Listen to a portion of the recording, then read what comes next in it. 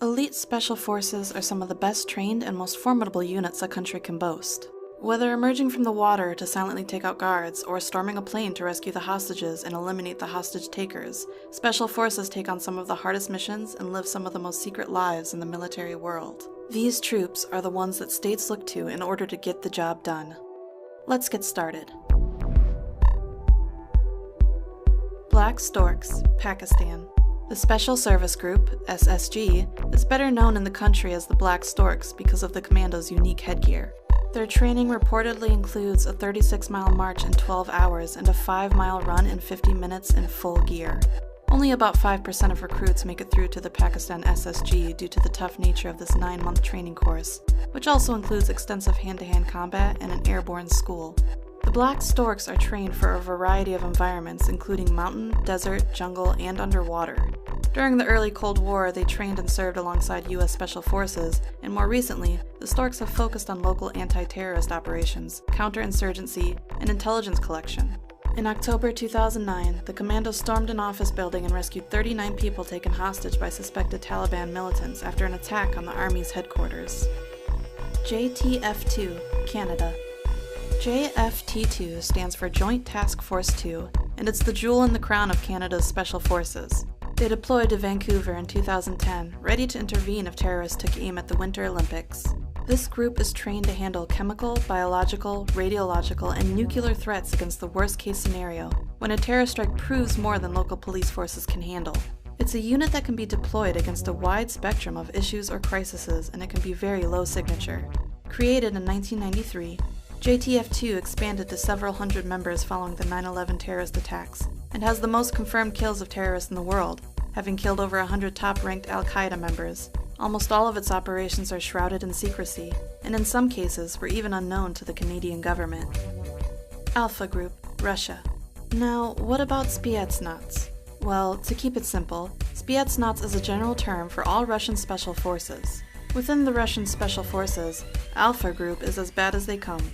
The KGB created this elite group in 1974, and it is believed that it operates under the directive of the top leadership in Russia, which is why most of its operations are classified.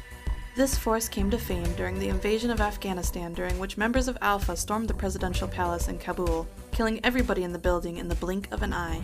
In 1985, a group from this unit was dispatched to Beirut to try and rescue 4 Soviet diplomats.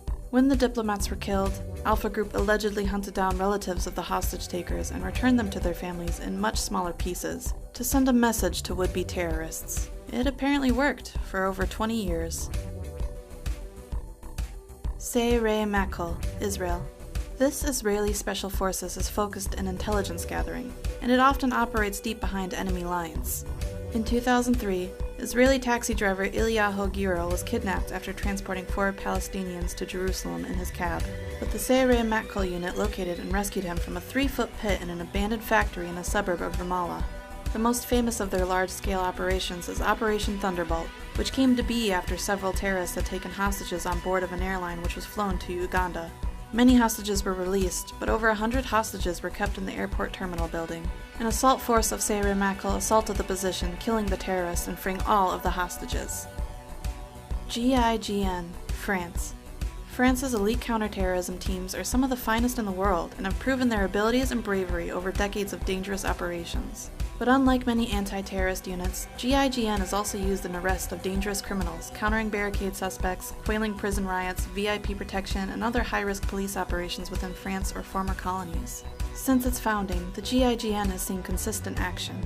Its members are considered absolute masters of hostage rescue and intervention, especially in high-density environments like buses, ships, trains, and airlines. Their faces are not allowed to be photographed fully exposed, therefore they're often seen wearing tactical ski masks when operating in public. GIGN is known for innovation in technology applications and tactical methods. Their most famous operation is their assault on Flight 8969, which was an Air France flight that was hijacked on December 24, 1994, by the armed Islamic group in Algeria, where the terrorists murdered 3 passengers with the intention to blow up the plane over the Eiffel Tower in Paris. When the aircraft reached Marseille, the GIGN stormed the plane and killed all 4 hijackers. The bravery of its members comes from their extreme training course. In fact, the training is so extreme that the GIGN has lost more men during training than during their 1,000-plus operations. GSG-9, Germany. The GSG-9 was formed after the failure of the German police to rescue 11 athletes kidnapped by a group of terrorists during the Munich Olympics, where all the athletes, 5 of the terrorists, and 1 police officer were killed during the rescue attempt. In their first major mission, they took a group of 4 terrorists who had hijacked a Lufthansa flight in Somalia. 3 of the terrorists were killed, and the 4th captured during the rescue, but none of the 86 hostages were killed. Between 1972 and 2003, the GSG-9 had successfully completed over 1,500 missions, and yet only discharged a weapon 5 times, 2 of which were to shoot the attacking dogs of people they were trying to arrest. An estimated 300 to 400 people now work within the GSG-9, but the exact figure is not known. Its work today concentrates on counterterrorism, hostage situations, and disarming bombs. J.W. Grom, Poland. The Grom is the leader in Poland's anti-terrorism efforts. It was named after the Silent Unseen, which was Poland's elite World War II Special Operations unit. The Grom began its operations in 1990, and it mostly deployed in unconventional warfare roles as they have special training in operational maneuvering response. Since the terrorist attacks of 2001, the Grom has been deployed alongside U.S. Special Operations Forces in Iraq, Afghanistan, and elsewhere. During this time, they have developed a close working relationship with the U.S. Navy SEALs and have a well-earned reputation of being one of the fiercest and most competent special forces on the planet. Their training includes a variety of disciplines. All of the soldiers undergo the same specialized training in anti-terrorism and special operations, as well as frogman, sniping, and parachuting. In 4-man teams, each soldier must be prepared to assume the respective responsibilities of his colleagues should it become necessary. Approximately 75% of ground personnel are trained as medics or paramedics and can speak multiple languages. In addition, each group is supported by several professional physicians. Navy SEAL Team 6, USA. You knew these guys were going to have to show up sometime, didn't you? The SEALs are an American Special Forces group created in 1962 which have achieved near mythical status.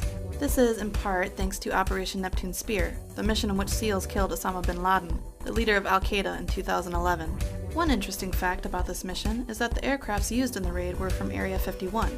In fact, specially modified helicopters carried Red Squadron of SEAL Team 6 to Pakistan for the raid on Osama bin Laden's compound. The Black Hawks were fitted with top-secret radar spoofing technology, allowing U.S. forces to slip across the border unnoticed. These stealth aircrafts were developed and tested at the infamous Area 51, near Groom Lake, Nevada. SEALs will usually penetrate behind enemy lines and finish their mission before the enemy realizes that they're there. One quality that makes them so effective on land, air, or even at sea. In fact, the word SEAL stands for sea, air, and land, meaning that these soldiers can fight any form of threat, anywhere. The physical and mental strength required to make it in this force is ridiculously high.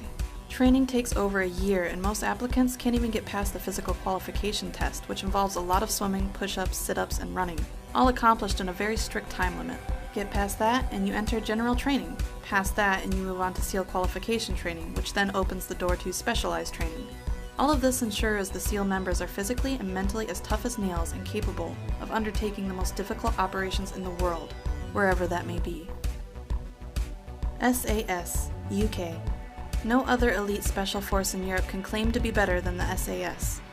The British Special Air Service, known commonly as the SAS, was created in 1941 as a force which could operate behind German and Italian lines and support resistance movements against the occupation forces. The training that a recruit has to go through in order to become part of the SAS is extremely difficult, since in addition to the 40-mile march, the 2-mile swim, and the push-ups and pull-ups, you have to survive in the jungle to learn survival and navigational skills, after which you endure survival practice. The final test is a 36-hour interrogation session meant to break the candidate's will. Not convinced this is better than the SEALs? It may help you to know that the SAS is also trained by MI5 and MI6 security and intelligence services to undertake counter-espionage operations. It's like having a SEAL and James Bond all rolled into one. Their insignia bears the phrase, "Who dares wins." Number 1. Delta Force, USA. Delta Force is a unit unto itself, composed of members from all branches of the military. The force is armed with cutting-edge weaponry, and its operations remain highly guarded secrets, but you can bet they're in the vanguard of any American-led operation. Its members are not called soldiers, but operators, and are said to shun the traditional philosophies of military life. They wear civilian clothes and they work for whomever needs them, for the Army, the FBI, and the CIA. It must be said, however, that neither the United States government nor the military officially acknowledges the existence of Delta Force. It's only in recent years that vague references by the government to the group's existence has been allowed to go uncensored. Since its inception in 1977, stories of the Delta Force's exploits and missions have leaked out little by little, eventually forming a brief sketch of the unit. However, the group has been criticized for undertaking missions that are on the fringe of regular laws governing the military. This causes some to worry that Delta Force has more power and less accountability than any military organization in a free democracy should. Delta Force is funded out of secret government accounts, away from the public eye, and is believed to answer only to the president, making it one of the most, if not the most, elite special unit in the world.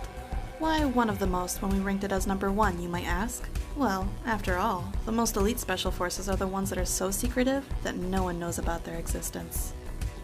Thanks for watching. If you enjoyed the video, like and subscribe to stay up to date with our newest videos.